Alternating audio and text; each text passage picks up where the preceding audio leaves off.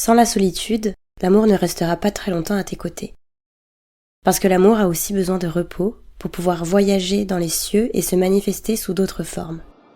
Cette phrase a été écrite par Paulo Coelho et elle illustre le sujet d'aujourd'hui. Bienvenue dans ce podcast.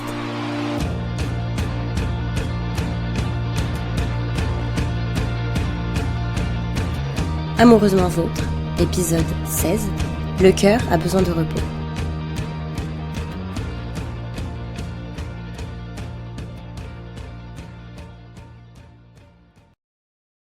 Salut toi, j'espère que ça va et que tu as passé un bel été.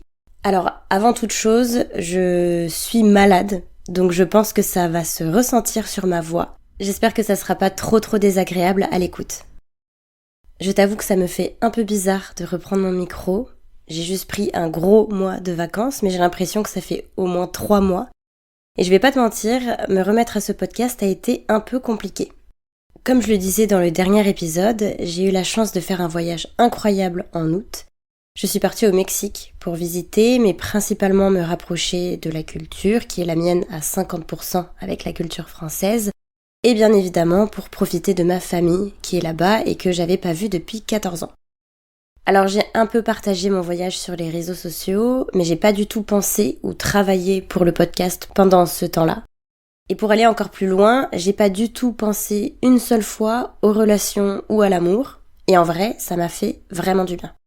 C'est pour ça que j'ai eu du mal à m'y remettre et que ça a pris un peu plus de temps que prévu de faire cet épisode. En fait, je me rends compte qu'avec un épisode toutes les 2 semaines, mine de rien, je suis en réflexion constante sur ces sujets. Je fouille tout le temps dans mes ressentis et mes émotions. Je me questionne tous les jours sur mes relations et les relations en général. Je m'endors et je me réveille en réfléchissant à ce podcast et à tout ce que j'ai envie d'y raconter et de te partager. Du coup, je laisse jamais un moment de pause ou de répit à mon cœur et à mon cerveau, ce que j'ai eu l'occasion de faire pendant ces vacances. Quand je suis rentrée et qu'il a fallu réfléchir au sujet de cet épisode, je t'avoue que j'ai un peu paniqué parce que j'avais aucune idée. Je savais pas de quoi je voulais parler vu que j'y avais pas pensé pendant quasiment 1 mois. Et plusieurs de mes potes m'ont dit que justement, ça pouvait être ça le sujet. L'importance d'autoriser à son cœur de se reposer. Grâce à ces vacances, je me suis rendu compte que depuis que j'ai lancé ce podcast, donc depuis janvier, je suis tout le temps en train de réfléchir aux relations, comme je le disais, à mes anciennes relations. Je suis tout le temps en train de remuer et de questionner mes sentiments, mes pensées, mes ressentis. Matin, midi et soir, je me questionne au plus profond de moi-même sur ces différents sujets que je traite autour des relations et de l'amour. Et en fait, j'ai l'impression que c'est un peu ce qu'on vit quand on est célibataire à la recherche de l'amour.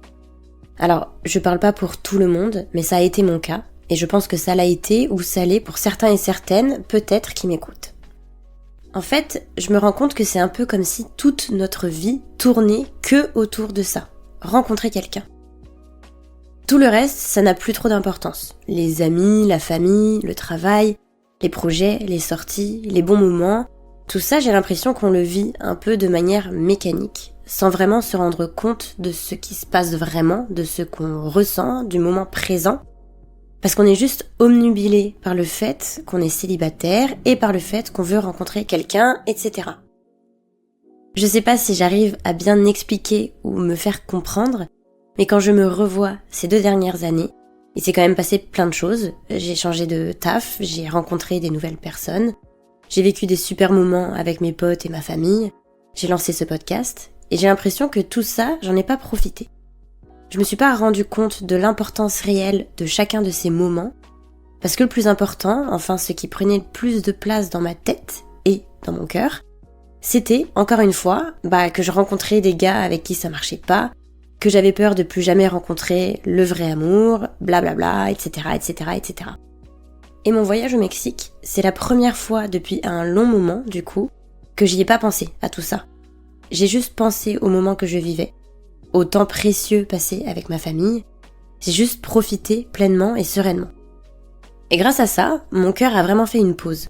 Je le ressens, je suis tellement plus zen et sereine, mais pas que dans ma façon de vivre et de voir la vie, mais dans ma façon de voir l'amour, mon célibat, etc.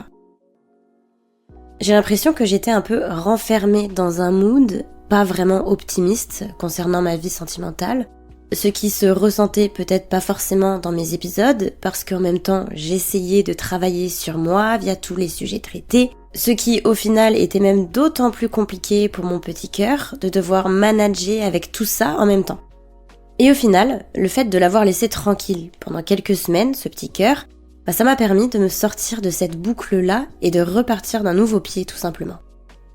Et c'est pour ça que j'ai senti que c'était une bonne idée de faire cet épisode un peu partage d'expérience. Parce que je pense vraiment que notre cœur, tout comme notre tête, il a besoin de se reposer. De faire une pause pendant plus ou moins longtemps, où il se pose pas 1000 questions, où il stresse pas, où il est pas triste, juste il se repose pour pouvoir ensuite revenir en force, totalement reboosté et donc avec une nouvelle vision. De l'espoir, de l'optimisme, de l'envie, de l'énergie.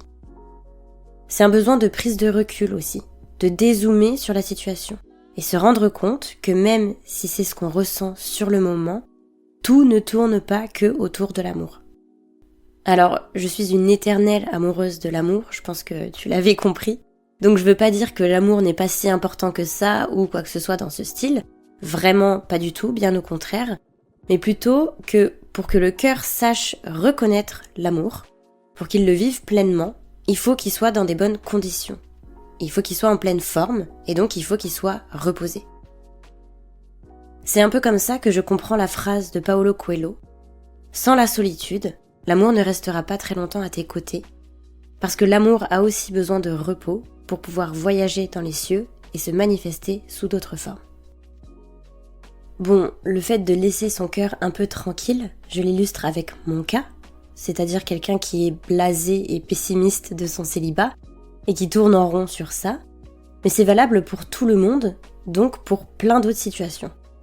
Je pense notamment aux personnes qui se posent beaucoup de questions. Et je comprends totalement parce que je sais que je peux être comme ça aussi des fois. Quand tu rencontres une nouvelle personne, par exemple, tu vas te demander est-ce que je l'aime bien ? Est-ce qu'il ou elle m'aime bien ? Il y a aussi le fait de toujours tout analyser. Il ou elle a dit ça, s'est comporté comme ça, a fait ça, m'a laissé entendre que. Donc peut-être que ça veut dire que. Alors moi, perso, ça me le faisait quand je rencontrais une nouvelle personne, ou qu'il y avait quelqu'un qui me plaisait bien, un crush par exemple, mais sans qu'il y ait rien de vraiment concret. Mais des fois, selon la situation, certaines personnes peuvent s'enfermer, entre guillemets, dans une remise en question constante de tout, alors que des fois, il n'y a vraiment rien à remettre en question et pas de sujet spécifique pour se prendre autant la tête, se poser autant de questions et en faire autant toute une histoire. Mais ça, c'est plus fort que nous et on est en boucle tout le temps dans la question et l'analyse. Et ça, en vrai, c'est épuisant. C'est épuisant pour soi, pour sa tête et pour son cœur. Au-delà du fait d'être fatigant, ça peut aussi avoir un vrai impact. Parce que non seulement ça permet pas de vraiment profiter de la situation en question, de profiter de l'instant présent. Par exemple, si t'es en début de flirt, ça te permet pas de profiter, de kiffer de ces moments hyper excitants. Ou si t'aimes bien quelqu'un, ça te laisse pas la place de vraiment profiter de toutes les émotions fortes que tu peux ressentir pour cette personne. Mais en plus de ça, ça peut créer des situations problématiques alors qu'à la base, il n'y a pas de problème. Là, je pense surtout au début de relation, au début de couple, où tu peux te poser 1000 questions. Est-ce que ça va durer ? Est-ce que je peux lui faire confiance ? Est-ce qu'on est fait l'un pour l'autre ? On est peut-être trop différents. Est-ce que c'est normal que je ressente ou pas telle ou telle chose ? Et là, il ou elle me répond pas aussi vite que d'habitude. Il ou elle a l'air plus froid que d'habitude. Je parle en connaissance de cause parce que c'est des pensées que j'ai pu avoir dans mes précédents débuts de relation. Mais c'est quelque chose que j'observe aussi autour de moi. Le problème avec ça, c'est, encore une fois, qu'au lieu de profiter des moments avec la personne, d'apprendre à connaître cette personne, de laisser petit à petit quelque chose se créer, tu te prends la tête. Tu laisses pas justement les choses se créer, tu laisses pas tes sentiments ou émotions s'installer, et au final, je pense qu'à un certain point, ça peut mener à une rupture dans la relation, alors que ça aurait pu être différent, ça aurait pu même bien se passer. Parce que le fait de ne pas avoir laissé ton cœur et ta tête se reposer un peu de temps juste pour profiter, t'as pas assez de prise de recul. T'as pas ce moment où tu te dis « Ok, je lâche prise, on verra bien ce qui se passe ».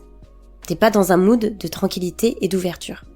C'est drôle parce que au moment où j'écris cet épisode, je viens de me faire tatouer sur la main, parce que je voulais vraiment pouvoir le voir ce tatouage tout le temps, une phrase tirée du film Sweeney Todd de Tim Burton, qui est « Easy now, hush love, hush », qui veut dire en gros, avec ma traduction, « Doucement, calme-toi ou respire, mon amour ». Cette phrase, elle est dite dans le film au personnage principal quand il part dans sa folie d'impatience, de négativité, de pensée, de doute.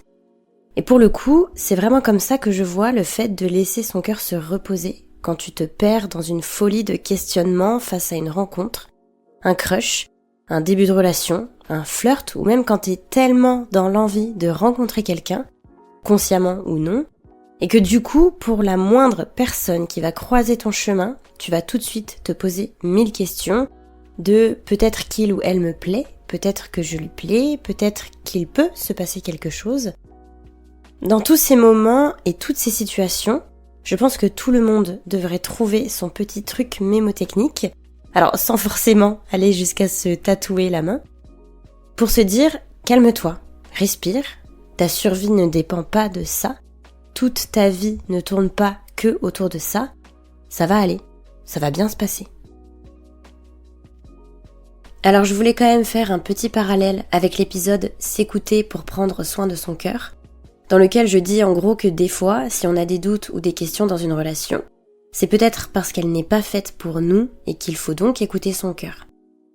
En fait, il faut réussir à distinguer, et je sais que c'est loin d'être facile, les doutes et questions qui viennent d'un réel ressenti et qui montrent que la situation ou la relation n'est pas la plus adéquate, et les doutes et questions qui viennent de craintes, de peurs, de projections, qui sont pas forcément fondées ni justifiées.